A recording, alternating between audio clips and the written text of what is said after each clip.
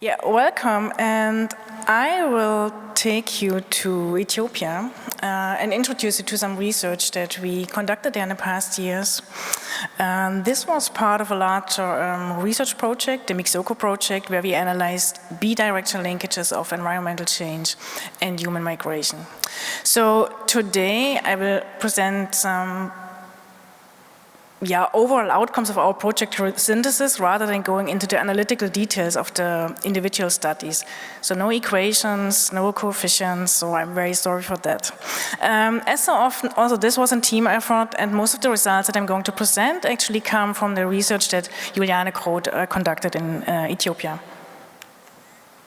So as mentioned already, our aim was to understand how environmental change influences migration, but also in turn how immigration in certain regions does influence the natural resources and as such the natural environment. And we specifically focused on rural migration, which is a largely underrepresented aspect in environmental migration studies. But in fact, in Ethiopia, I think nearly 80% of the population lives in rural areas, and although the majority of migration flows is targeted towards urban areas, rural areas still remain very important destinations. So as you can see, Ethiopia is a largely mountainous country with elevations up to 4,500 meters above sea level. And those elevations have a huge impact on local climates, on soil properties, and as such on agricultural production systems and local livelihoods. So as many African countries, also Ethiopia experiences significant environmental changes or stress. We conducted our place-based research in two very distinct regions.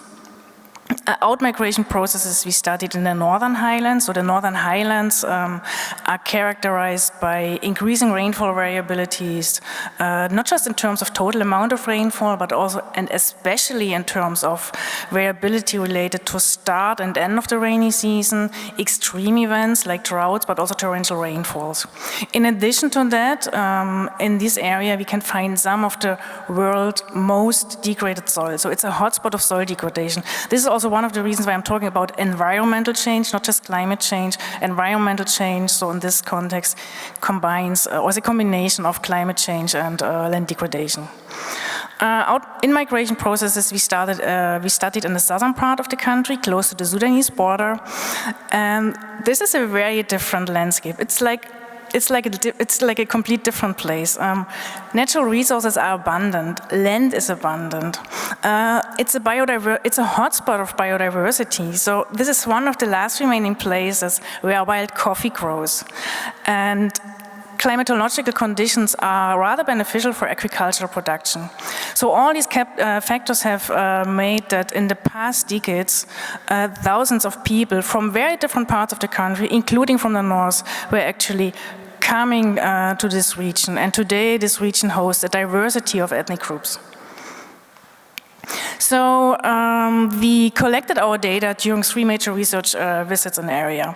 For understanding outmigration dynamics, we followed a qualitative approach, and we conducted interviews with regional experts, with households, both migration households and non-migration households, with returnees. We conducted focus groups, but we also conducted a participatory workshop with local politicians and representatives from local NGOs. And our main aim here was to identify conditions that either individually but also in interaction with each other contribute to migration. So the data were analyzed using a qualitative comparative analysis, a QCA, and a participatory belief network. For the immigration processes, we followed a quantitative approach. So we conducted a household survey in the study area, and we collected all kinds of information related to, of course, household characteristics, livelihood activities, land use, the availability of forest products, as livelihoods largely depend on forest products in these regions, but also governance aspects and participatory forest management aspects. And our main aim here was to to see how immigration actually shapes or influences livelihood practices of local forest-based populations, and how these interactions between local people and immigrants actually influences or what consequences it has for natural resources. The data we analyzed using forest regression tree models. And this brings me already to the results. So we identified 3 pathways of change. The first pathway is that, or shows that environmental change increases migration need, with financial means and migration experiences enabling migration. So environmental change increases the need to migrate. And this is mainly because increasing rainfall variability, land degradation, but also extreme events like droughts and torrential rainfall, they have a negative effect on agricultural production. They threaten agricultural production, they threaten local livelihoods, and they threaten food security. So what we found in our analysis is that diversification options of households, so the ability to generate income outside the agricultural sector. So this diversification option in combination with migration experiences within the own household, that they are major enabling factors for migration. They can explain the majority of, or they can explain migration for the majority of households that we analyzed.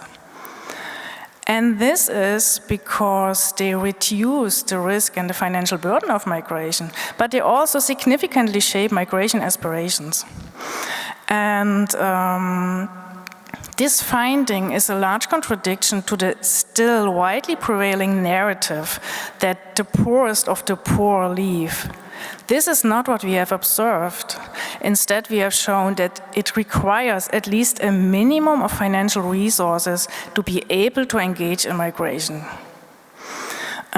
In addition to those 2 factors, we have identified a third one that enables migration, which is the availability of 2 rainy seasons. So farmers who are able to use 2 rainy seasons rather than just 1 rainy season have potentially higher agricultural diversity and higher agricultural production. And here I have to say, or I have to note that in principle, the entire study region has 2 rainy seasons, but especially for these farmers, for the communities in the very high elevated regions. So we are talking about 4,000 meters above sea level. There often the precipitation comes in form of hail or it comes in form of torrential rainfall. Farmers cannot use this for agricultural production, so they refrain from agricultural production despite that the precipitation is there. So all these 3 conditions individually, the social networks, the diversification options, and the 2 rainy seasons, they by themselves are insufficient to explain migration. But in combination, they constitute conditions under which households adopt migration. The second pathway shows that environmental change increases migration need, but hampers migration abilities through social norms and lack of financial resources. So the starting point is the same as for the pathway before. Environmental change stresses agricultural production and farmers have to search for alternative income sources. But as I have just shown, no, the other way around. So they stress the need for additional income sources. But such additional income sources or job alternatives are extremely scarce in that region. It's the rural areas. So alternative jobs like working in the construction sector, working in the domestic sectors, they just don't exist. So people have to migrate to actually acquire those jobs. But as I have just shown is that this migration requires financial resources. So as soon as those resources don't exist, as they are lacking, people, they cannot move. They are kind of trapped in the situations. So the lack of financial resources actually inhibits migration. And in addition to that, in addition to the lacking financial resources, there's another aspect that prevents migration, which is gender roles and social norms. So as in many other resource-dependent communities, also in the African Highlands, it's often the women who take over major care responsibilities, and rather than leaving their home for generating additional income, they tend staying at home. And this brings me to the last pathway, which is about the linkage between immigration and resource use. So migration to rural areas triggers land use change and deforestation through livelihood transitions and adopted land management. So this massive influx of people towards the southern Ethiopian region, this has generated a large demand for agricultural land. Because these are all subsistence farmers, they feed their people or they feed their households from their own plots. And what people are facing in this region is that is a variety of land rights. So we have a mix of customary but also regular land rights, which basically means that different groups of population use different or have different rights in terms of land use. And this land tenure pluralism has actually increased land tenure insecurity or tenure insecurity. And to consolidate land claims, people very often apply forest clearing, to consolidate their land claims.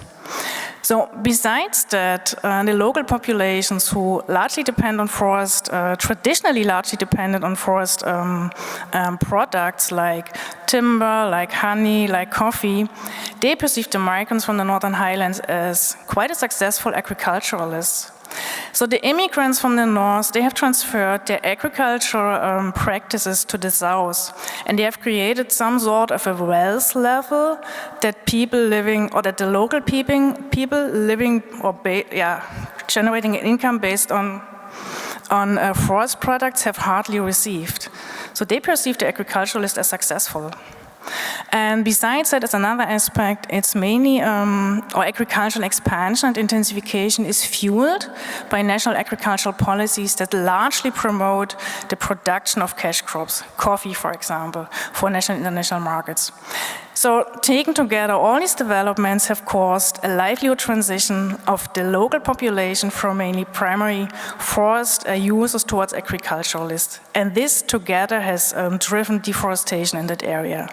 So it's the increasing demand for land, for agriculture, together with the adoption and diffusion of agricultural practices among the local population, which has increased deforestation. I'm sure I'm getting one more minute. So this is my final slide. This is a summary of all the factors that we identified that influence the linkages between environmental change and human migration. We have categorized them for 3 different levels, the micro, meso, macro level. So micro is the individuum or the household. Meso is the community or any other kind of social group, and macro is the state. So I'm not going through them, but you see that most of them I have addressed in the just outlined pathways. A final word, if I may, to understand if environmental change and human migration, if they can reinforce each other, so create a positive feedback loop, so a vicious cycle, that still remains very difficult. And this is mainly because these 2 regions, in the north and in the south, although they are connected to each other or with each other through migration, they are so distinct in terms of ecological, economic, and governance aspects that it's really difficult to transfer enabling factors and barriers of migration from one region to the other to draw some conclusions about feedback loops. I know this was very, very short and just on the surface, but if you are interested in more information, I refer you to our website and a couple of publications that are already online or still in the pipe. Thank you very much.